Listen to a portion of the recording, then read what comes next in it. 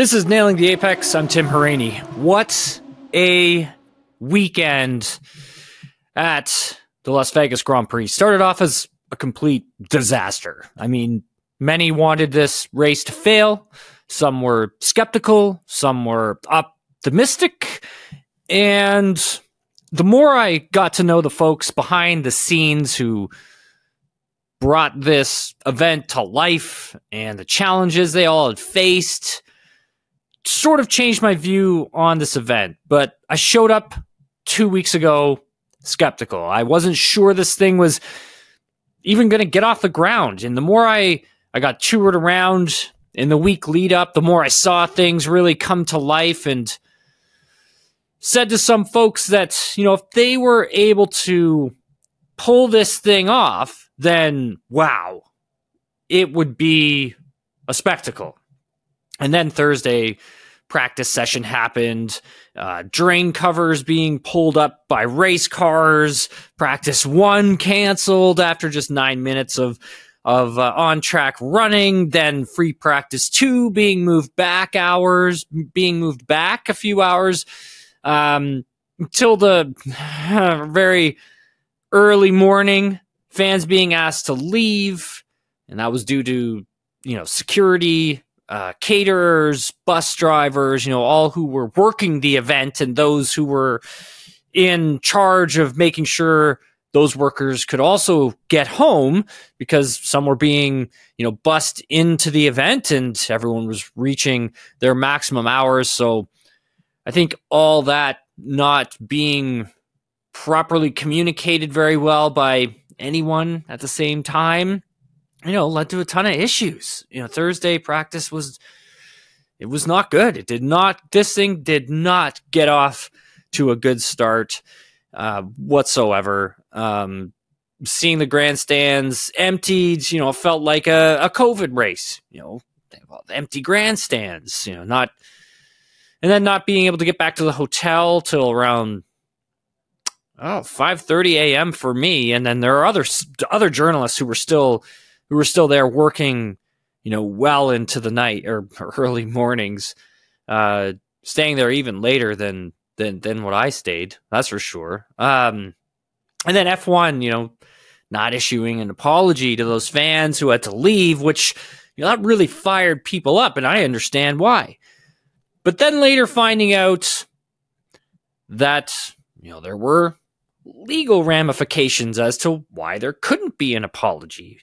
And then later, before practice 3, finding out, and, you know, this was first reported by motorsport.com, that a Nevada law firm had launched legal action against the F1 Las Vegas Grand Prix and its contractor to refunds for spectators, then getting a notice that, you know, F1 was offering a voucher for $200 off the F1 store for those who had come out for practice. Yeah, you know what? I felt that wasn't enough. I think there needs to be a credit of some kind, or maybe even a refund. But speaking with, you know, Toto Wolff following the race on Saturday, and him telling us that, you know, he hopes that F1 can find a good package for those fans who weren't allowed to watch free practice 2. So for next year, they can come back and enjoy the racing, and can pay them back for the unfortunate situation, which makes me believe that, you know, something, you know, more can and most likely could get done. So I'm a little optimistic on that end of something getting done for those fans, but let's see what happens. Let's see how this thing shakes out in the long run. But safe to say, like I had mentioned off the top, it got off to a bumpy start. But then qualifying day, you know, getting ready to go to the track, I was like, you know, this thing is kind of turning into a bit of a mess. But then I went down to the casino to leave the hotel, and, you know, I saw just a load of F1 fans, you know, wearing their team gear, partying, having a good time. And I walked out to crowded streets of fans piling into the track, and, you know, I started to feel a bit more hopeful for the event, and that these fans, they were going to be treated to, something special this weekend. I was greeted by fans who listen to this podcast, and thank you very much for watching and listening. Really appreciate it. Or have seen some of my work on TV, or they were fans of my racing career when I, coming up, and these fans just coming to me and stopping me and thanking me for what I have been doing. And I got to say, no, my thanks goes to you. It really does, for being such awesome fans and supporting what I do. You guys really turned around my day. It was awesome. That was much needed on that day. So, I decided to go trackside for that free practice 3 session. So trackside, they give you a bib, and essentially you put it on, you tie it up, and you jump in a van. So I jumped in this van with a bunch of other journalists, and we went to the end of the Las Vegas Strip and jumped out, and there you kind of go through this crack in the fence, and you're literally trackside. You're the closest that anyone can get to F1 cars at speed. And then I started to get really juiced up. The lights, the sparks from the cars as they were flying by at 350 kph, the skill that was involved. And I was just overcome, like seeing, all of these drivers hauling ass right by me. Then I was back. It was awesome. Just seeing a Formula One car come to life. It's so cool. So that was awesome. Trackside was a ton of fun. We basically went up to across from the Bellagio where the fountains were, and it's in around where they start their braking, coming off of the strip, and you kind of get an understanding of like who's braking where, who's braking latest, who's on what tire, and how far can they push the tire. And so that was cool. It was cool for me to watch that, because then I was starting to gauge, okay, this is, and they're okay. And, Lewis Hamilton's braking here, and where's Max Verstappen's braking here. I'm like, okay, well, he's better he's on the brakes better here and here and here. And it was a great experience. Watching them carve their way through this city track that they've made, and the lights, and it was really cool. It was really cool. So spent free practice 3 out there, going through everything and seeing all the fans in the stands too. It was great. I mean, everybody was having a good time, and people were waving at you when you were walking by, because they could look down and see that you got this bib on. You're walking in between the concrete barriers and stuff, and so that was really cool. Took a lot of pictures. Yeah, you can see those on my Instagram. But it was a real uplifting moment for myself. And jumping back in the van, go back to the media center to get ready for qualifying. And the hype, just the build up for qualifying was it was really good. Basically the media center was pretty far from the track. Actually, it was a little too far. Usually with the media center, we're kind of located within paddock, or pit building, I should say, excuse me. It's a little easier for us to get from media center down into the garages and all that kind of stuff, interview people. So it makes things easier to transition from one place to the next. This media center, though, it was pretty far away. It was a little too far away. It was off track almost, and it took a while to get over there, and so I ended up hoofing it over to check out pit lane and to see what everybody was doing, see the cars, and Alex Albon he had crashed in free practice 3, so went down to check out, see how his car was doing, see if the team was putting it together. Were they able to get him out for qualifying? They said that they were. So, that was kind of fun to do, to get in there, do your reporting thing, and then just kind of toured around up and down pit lane, seeing everybody having a good time, taking pictures, seeing some of the celebrities walking by.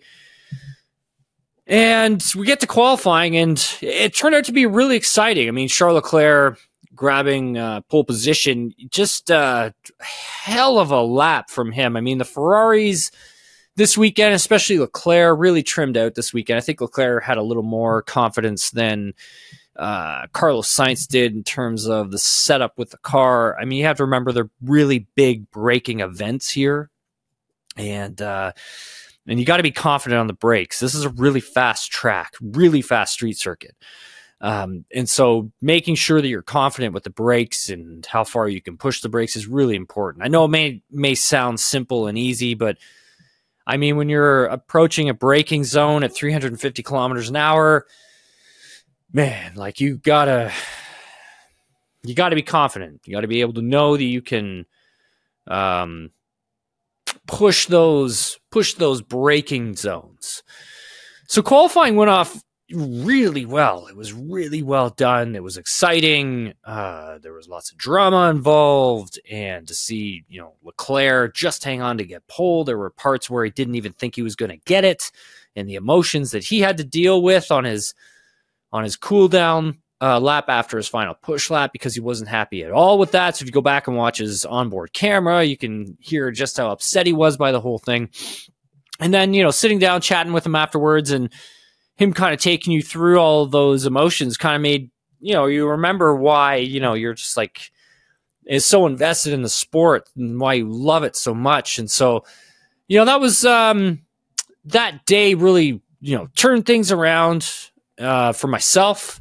And I came away having, it was just a ton of fun. It was great. It was really great. And so came back to the hotel, again, I think, and we'll get into this in a little bit, but the timing of these things, I think for the qualifying, the practice, the race, that needs to be adjusted. We'll talk about that in a minute. But, getting back to the hotel probably around 4 a.m. and, a pretty long sort of day of working, because you're up, you're getting in the early morning, you're only getting a couple hours, and you're having to get up, and you got to check on the news, and then you've got to get ready, go back to the track, prep, all that kind of stuff. So it was a lot at some moments. And so getting back to the hotel, make sure I got a good sleep in, just so I could feel refreshed for the race later that day, because you have to remember it was on the exact same day. So when they were done qualifying,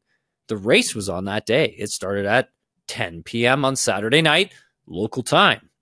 We were getting in at, 4 a.m. Saturday. So, get a couple hours sleep, but make sure you got as much as you could, so you could feel recharged and ready to go for race day.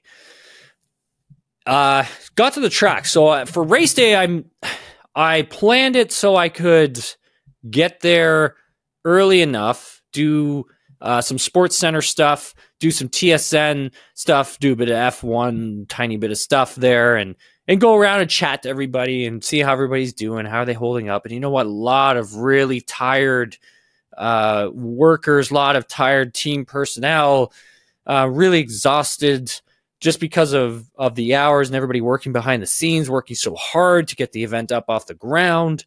And so kind of felt like you're all in it sort of together, really, at the end of the day. But just chatting with everybody, catching up, all that kind of stuff, getting ready for the build up. And so I did all my things, and then I had like 2 hours to spare before lights out. And I thought, what am I going to do? And then I was like, okay, well, there was this red carpet event that was set up for celebrities, athletes coming through into pit building. And so they would come through the security and then they would get directed straight towards the red carpet thing. So I didn't really know what was going on, and so I kind of really just stumbled into this. And here I am. I'm at the very beginning of the red carpet, and first person that I see is literally standing right beside me. It's Rob McElhenney and his wife, and I'm like, oh my god. You kind of want to like say what's up, but then you're like, don't bug the celebrities, let them do their thing. And so yeah, you sit there and you take pictures and whatever. And so it was kind of neat to see the celebrities come through. Got to see Chad Johnson, Ocho Cinco. That was pretty sick. Zlatan was cool. That was a highlight for me. Who else? Yeah, Rob McElhenney mentioned that. Anthony Mackie, that guy's really cool. Terry Crews, that was sick. I had a lot of fun seeing him. Who else did I run into? Paris Hilton, she came through. And Cara Delevingne. Now, I didn't really know who that was, but some of the other journalists filled me in on like who she was and everything. And so, yeah, you're taking pictures of everybody and stuff. And lo and behold, 2 hours just had flown by. It was over. And I was like, okay, well, I got to get back to Media Center because the race is about to start. So get back to Media Center. It takes a while, again, like I explained, to sort of get back there. And getting ready for the race, who's going to do what. And then I'd noticed that there was some quick dry on the track. And I was like, okay, well, what happened there? So apparently on the driver parade, one of the old cars apparently broke down. I didn't actually see it because I was too busy rubbing shoulders with celebrities trying to be a big shot. So apparently one of the cars broke down and laid a strip of oil. So they had to throw what's called quick dry on it to sort of dry up the oil as fast as possible. Now, this threw a wrench into some of the drivers' plans off the start. So I was wondering, like, where the heck did that come from? Because that's going to cause some issues. And sure enough, right off the jump, it did. There was a lot of cars that had gone through it. And you could see that there was, on the replay that they had showed, a lot of the onboard cameras, when they kind of went around it, you could see the white sheen stick onto the tire, and that affected some drivers. And in particular, Carlos Sainz, he was not happy at the end of this race about them using old cars on the driver parades. And, he spun, and just poor Carlos Sainz. What a horrible weekend that guy had. But he had a good recovery in this race. Still leads Charles Leclerc in the driver standings, and Ferrari obviously catching Mercedes for P2 in constructors. They're only 4 points back now. So, both drivers obviously doing a good job to score some solid points over these last few races. But, Charles Leclerc obviously just not getting a good getaway, and Verstappen really just coming in hot. So what had happened there, and Max had explained this in post-race press conference, but Verstappen had said that, he was coming in so hot. Like, he basically was trying not to hit Charles, but it got really close where the two of them went off. And Max was literally sitting in front of us explaining to Charles what had gone down or what had happened. And, Leclerc was taking it in, and he seemed like, yeah, okay, you know what? He got it. He understood. And he had basically said that within our post-race press conference. But the question still remains, should have Max given the place back? Well, the FIA, they gave him 5-second time penalty. Now, is that enough? Well, talking to the drivers, Max and Leclerc, both of them agreed that it was enough, because from their eyes, it would have worked out to be the same if, Max took off the road, or he took off down the road, and then, the FIA told him, hey, you got to give that place back. So essentially he's giving up that 5 seconds regardless. It didn't really matter. It was either going to be 5-second time penalty, or he's going to give it up, and they both work out to be the same. And they both agreed that it was enough. And I think for the stewarding this weekend, and in particular this race, it really felt like things happened very, for the most part, very quickly, and was pretty fair. The thing with George Russell and Verstappen, when Verstappen was working his way through the field, that George took responsibility for that. He was saying that was basically his fault, and he had turned in on him, but he didn't see him. He didn't see Max. He didn't see Max coming in hot. But once you kind of get that car past the rear axle, technically that is basically a pass or an attempt at a pass. So yeah, tough one for George. He had a rough race. Same with Lewis Hamilton, obviously, rough race as well. But both of them, they could have been in good podium positions. They had pretty quick cars for the race, and I think they lost one here this weekend, and they lost a lot of points to Ferrari. And this battle for second in the constructors, it may not sound sexy, but there's a lot of money on the line, guys. There's a ton of money on the line. These constructors want that money, obviously, but you can bet heading into Abu Dhabi, it's going to be a pretty good little scrap between Ferrari and Mercedes for that second place in the constructors' standings. But getting back to Max, I mean, really impressive drive from him. It was really good. I mean, I think, Ferrari had the better car. Leclerc was very impressive all weekend. And I think that this was one of Max's best races of the season, in my opinion. He drove really well. I honestly didn't think he was going to win. I really didn't, especially on the opening stint when he really, really screwed the tires. Like the tires he started on were toast. Just a few laps into the race, he had really done them in, and I think when I was watching, he made his first stop, and I was like, yeah, he's got to carve through the field. He's going to have to get by a lot of traffic, and he's the tires are going to dag quite a bit because he's got to get through the traffic. And a lot of the other teams are really started to catch up to Red Bull. So when you get in the race now, it's not Max dominating by 30 seconds anymore, right? Things are closer now.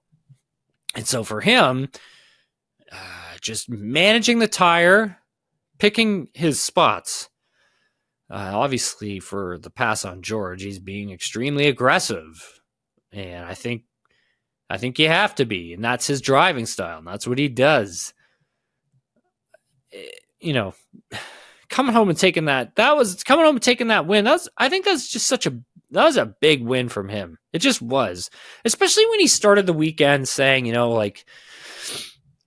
this was 99. What was it? Yeah, I'm paraphrasing, but he said something in the ballpark of like 99%. Show and 1% sport, something along those lines. That's what he felt this weekend was, and he was very, very critical of this entire thing. This whole race weekend didn't feel that he should be coming to Vegas as a place that for him he would come to party with his buddies, and he wants proper racetracks and he wants people to understand the emotion of racing. And I get that. He said all that like following qualifying, and you know what? I get what Max is saying there, and he spoke very well on after qualifying. He did, but when you're jumping on the radio and singing "Viva Las Vegas," I mean, you could just tell that he had a lot of fun out there. He really did. He was critical about the race weekend. He won one of the best races of the year, and you could hear it. You could hear it in his voice. He really enjoyed it. He enjoyed the racing. He enjoyed the battle. I think he enjoyed the spectacle of it all at the end of the day as well. And it'll be interesting to know if like even Formula One came and said something to him after after he was critical of the event. Like, it would be interesting to know. I would love to know. Yeah, and Charles Leclerc, you know, he was really great at managing the hard tire at the end of this race. His pass on Sergio on the last lap, coming off the straight, that's a bit of an iconic pass. That's a big time pass, guys. It is. I mean, there's probably about 7 G's worth of force going through, but he sent it. He sent that pass. Honestly, that was a great pass. One of the best passes of the weekend. There were some good passes out there. I mean, Hamilton had a couple good ones. There were some. Lance had a couple good ones too. If you go back and see some of his onboard stuff, they didn't really show him on the broadcast. We'll get into that in a minute.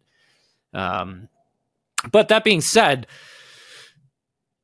I asked Charles about that pass on Sergio. I asked him about that, and he told me he was pretty confident that it would work. But remember, like, he was on the older tire. Like, his tires were a bit older, right? And for Sergio, like, Sergio's tires really started to drop off towards the end there. A lot of it because of the clipping that he was mentioning that he was suffering some clipping and some quite a bit of drag as well with the tire. But regardless, I asked Leclerc about the pass, and he told me he was pretty confident it was going to work. Said that it was the only place to really, really send one. But he started going into detail when he was talking to me about it. So he told me, 4 laps earlier, Sergio had made a pretty big mistakes, and in the braking areas, he was making a few mistakes. And Leclerc had noticed that. He had noticed that he was making these mistakes, and he was seeing where he was weaker. And he was a bit cautious at first. And then he noticed that Sergio was starting to be really cautious with his braking. And so for Leclerc, he thought that laps before. So once he saw some weakness, he allowed that to play out a bit to see if it continued. And then he saw a bit of the confidence deteriorate. And then he himself knew what he had left in the car.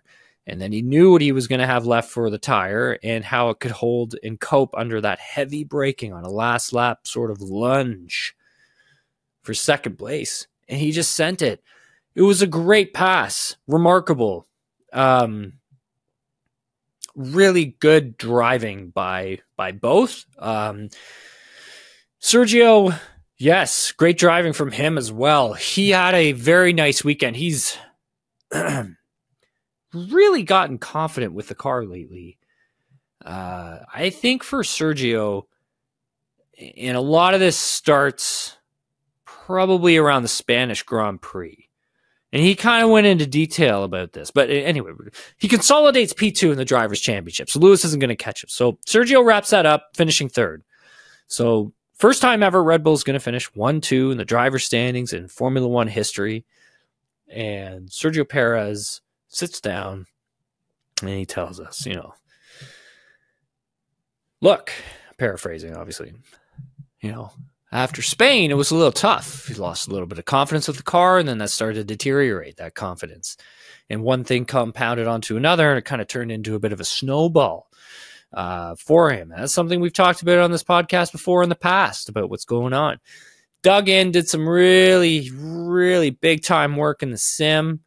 Kind of seems like that helped him coming into the U.S. Grand Prix, and he's really been able to turn things around. He's starting to claw back some performance to max. It really seems like he's found something here. And I think for Sergio, if he can take this into next year, that's good for him. It's good for him keeping that seat for sure, and it'll be good for him to keep that seat for next season as well. He won't run into so many rumors and things being thrown around about him.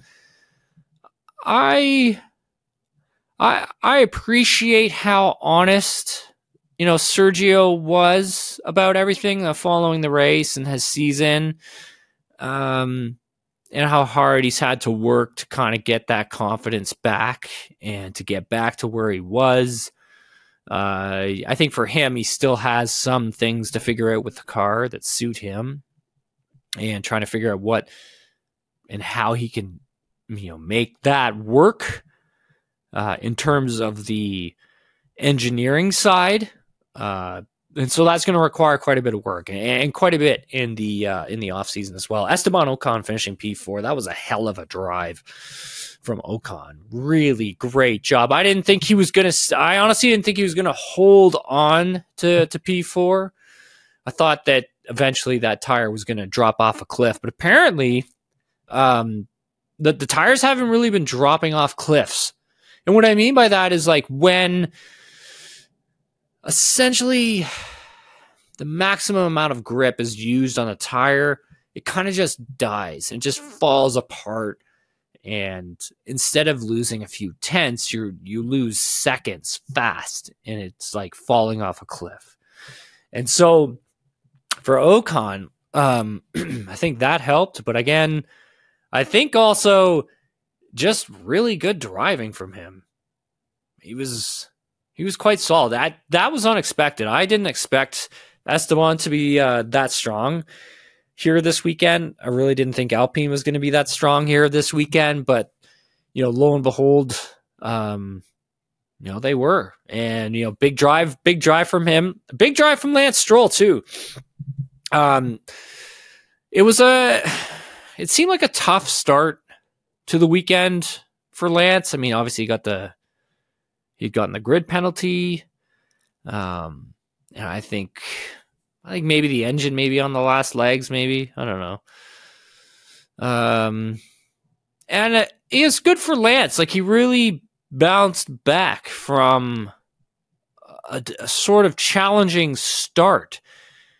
And, I haven't really seen that from him this season where things got really tough. Because, usually with Lance, and when free practice 1 sort of kicks off and he's in a good place, he usually builds on that and just gets even faster. But sometimes if a wrench gets thrown into the plan, like he can't do an FP1, which has happened this year, which is not his fault, more mechanical issue, then sometimes it's kind of snowballed on him where it's just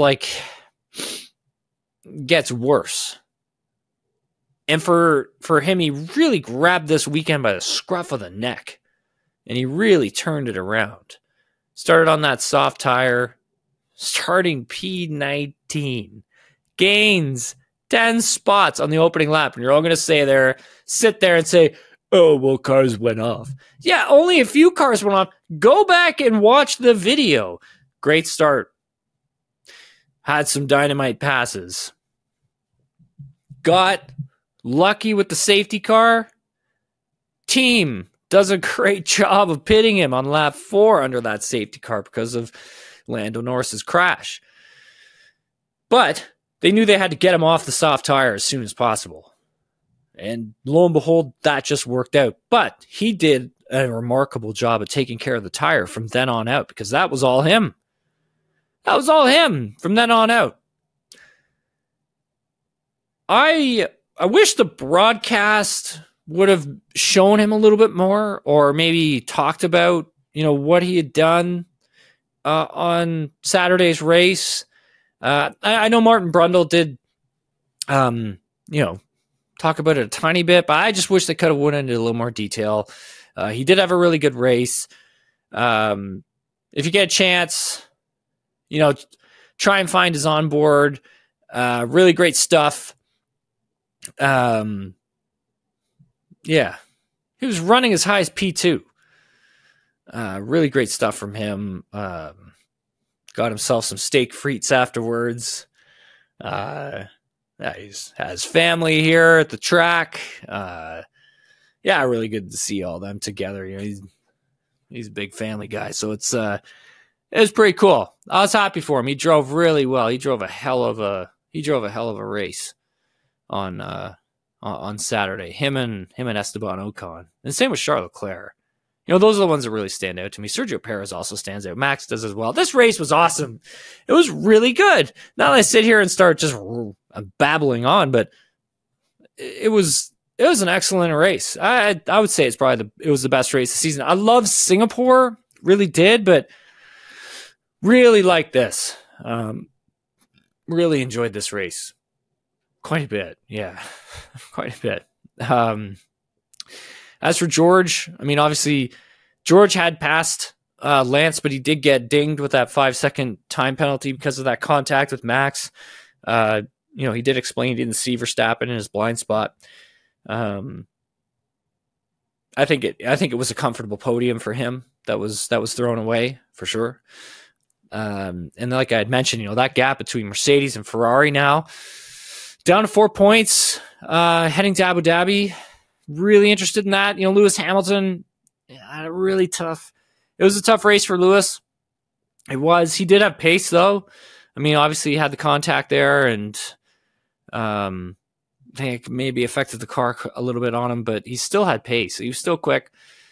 At the end of it, I think for Lewis, he was grateful, get a couple points, but thought that he had the pace to podium as well. There was a couple other things he'd mentioned. One of the things that stood out, he was a big supporter of this race. He loved the race. He said, that,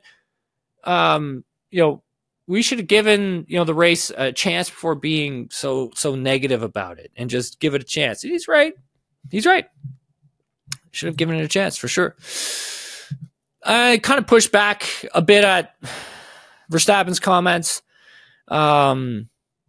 Because what I had said earlier with Max's comments about 99% show and 1% sport, Lewis has been very supportive of this event in this race. He said, quote, "For all those who were so negative about the weekend, saying it was all about the show, I think Vegas proved them wrong." And I think that's a direct shot across the bow of Max Verstappen. That's what I think that is. And I tend to agree with him. Like after I sit here, and I'm literally, guys, I haven't got any notes. I'm literally just sort of downloading this all into this microphone right now because I've got a bit of time. I got a little cold. I'm sorry about that. I've been fighting through it all weekend long, and I'm just trying to do everything I can to keep my voice here. And, but literally I'm kind of journaling this for you, but as I sit here and break it down, the weekend started off very rough. Like I'd said, I was skeptical, but at the end of it, it kind of feels like this is I don't want to say the gold standard, but definitely has set a new level, for sporting entertainment and business. Obviously the Thursday or the practice thing needs to get sorted out. There's a lot of issues here with the track that they're going to need to get dealt with. There's a schedule. The schedule that needs to get sorted for sure. The times of everything were extremely tough. They were tough on everyone.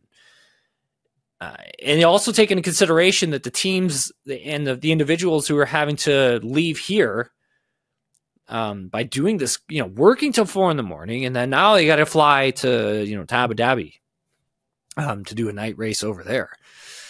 And so that is a huge challenge. Huge. So I think if they can find a way of maybe tweaking the schedule a bit, I don't think it really favored that many people. I think we talked about this on the show.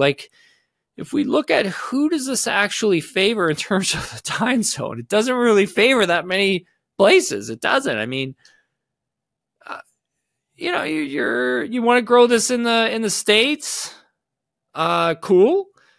But let's have it on a time zone where people in the Eastern Standard Time Zone can watch it, and also, even here in Pacific Time. The race didn't end until after 11:30. It's kind of some people are in bed, some people are sleeping, they got stuff to do on Sunday. So I think if they can find a way of maybe moving the time back, that would help, for sure. And maybe a few issues with the track itself. I felt that they'd done in very difficult circumstances with the drain covers. They'd fixed those quite quickly. Like those were actually fixed faster than I thought. I honestly didn't think they were going to get fixed until the next day. To be honest with you, there was quite a few of them. I think there were almost 30 of them that needed to be fixed. But I enjoyed it. Really liked it. The fireworks show at the end was wild. I mean, I haven't heard about it, I haven't seen it, but I've heard about it. I guess I should figure out how to talk. But I guess the driver's sort of cool down was in the back of a Rolls Royce or something, or a Bentley or something. And they got taken to the Bellagio Fountain Club. And I got a tour of that Bellagio Fountain Club. It's outrageous. It's really good. It's pretty cool, man. The hospitality they got over there, wow, it is awesome. It's next level. Excuse me, sorry. I didn't get to see it, but I gotta go back and watch it. But apparently it's supposed to be pretty funny, so I have to go check that out. But that's interesting. I thought they were gonna put them in the back of a truck. That's what I was told. They're gonna be put in the back of a truck and they were gonna be taken over to the Bellagio fountain. They got put in the back of like this luxury car with a locked off camera shot of all three of them sitting in the back. It looked like they were going to the club. It's pretty funny. So I have to go back and see that. Then the fireworks show that went off. I saw pictures of it and I had a friend video record it and send it to me. And it was like 5 minutes long. And we were interviewing drivers and we couldn't even hear what some of the drivers were saying because the fireworks were so loud. So loud. But I have to go back and watch that. The video my buddy sent me was pretty cool to see that display. And as I was like just sitting here talking, this feels like it should be the last race of the season. That's what this feels like. This feels like this should probably be something considered as the last race of the season in the future. I know all the next year's calendar is already kind of built, but it just felt like that. It felt like because it was so much pomp and circumstance, and there was so much celebrity, and there was so much entertainment happening all around the city. If it just did feel like this should be last race of the season type stuff. The track, obviously the track wasn't extremely challenging, but it was fast as hell. Like these guys were flying out there, like flying. You could hear a bit of them like bumping off the rev limiter heading down the straight, like the Las Vegas Strip, like fast. Like this was fast. I don't know what else. With every race, there's always problems. There's always teething problems for sure. And eventually, those things are going to get worked out. I think for the surrounding area and the community, I have a feeling this will get taken up, or excuse me, put up and taken down faster each year it gets done. And I just think it's, Las Vegas, they want to be a sporting city as well. And I think they want Formula One a part of that to help drive that. Obviously they have the hockey team here. They have a baseball team coming. They're getting the Super Bowl. They have a WNBA team. They have the NFL team now. So really, trending in that direction. Possible NBA team in the future. Probably. I think that the NBA will definitely be coming here soon. Toto Wolff really liked it. Like he spoke very highly of it. Said the drain cover was nothing. Said it was a spectacular race. Did you know? You might not know this. So Mick Schumacher was here this weekend. So I got a tour. Mercedes brought me over to this new state-of-the-art hospitality and luxury building that they had erected here on site. and they gave me a tour of it. It is remarkable. Very, very extravagant. There's different levels to it. You can go online and research it. But it was really, really nice. Lewis Hamilton takes you for like this VR assisted garage tour that was put together by, I believe it was Snapdragon, one of the team sponsors. And he kind of takes you through the garage, and you sit there and you go through it, and you put the headset on. Really cool. They have a simulator that's there. Mick Schumacher set some time on that, and lo and behold, Mick Schumacher ends up getting the flu. I mean, and I'm not the only one who got sick. There's a bunch of us who got sick, and none of us went out either. We've been all working, and Mick got the flu, and he was supposed to do hot laps. Like, he was supposed to take VIPs and fans for a lap around the track, and he ended up getting sick, so he couldn't do it. So lo and behold, Toto steps in. Toto Wolff does it. So if you're like a VIP or a fan, and you know you're getting like a hot lap on the track, and you jump in, and it's Toto Wolff who's going to take you for a hot lap. Now remember, like, Toto used to race, right? Like, yeah, he used to be a race car driver. So Toto's doing the laps, hot laps with guests, and he was just explaining to us about like doing 178 miles an hour, and in an AMG GT road car, bombing down the Vegas Strip at 285 kilometers an hour. He said it was a great track. Of course, he's going to say it's a great track. He had a thrill ride himself. It's awesome. Yeah, cool to catch up with Toto. What were the other things I want to talk about? Safety car. Lando Norris' crash. Yes, that was a big one. A bit of a tank slapper there. Cold tires, really. Fast corner. Into the wall. He had taken to the medical center here that was in field, and then from there he went to local hospital where they checked him out and cleared him. That was a big crash. Happy to see that Lando's doing okay. Tough weekend for McLaren. Piastri was doing well up into the points there, really high. Obviously, he had to pit, but again, tough weekend for McLaren. What else? Anything else what do I have written down? Let me just check my notes. I mean, you guys are probably all tuned out by now, but the track itself wasn't one of Oscar Piastri's favorite track when I was talking to him about it, but he said the race itself, like the race on it, like he said it was a lot of fun. It was really good to race on, he said. So, cars aren't really made for this type of track. They're not maximizing the potential of an F1 car, but at the end of the day, the racing was pretty good. That's pretty much everything from from straight, just from my brain, just spewing it out into this microphone. Yeah. All in all, like I'd said, it was a good event. They did a really great job. Did a good job to bounce back. I'm surprised that this, a race of this size was put together in just under a year.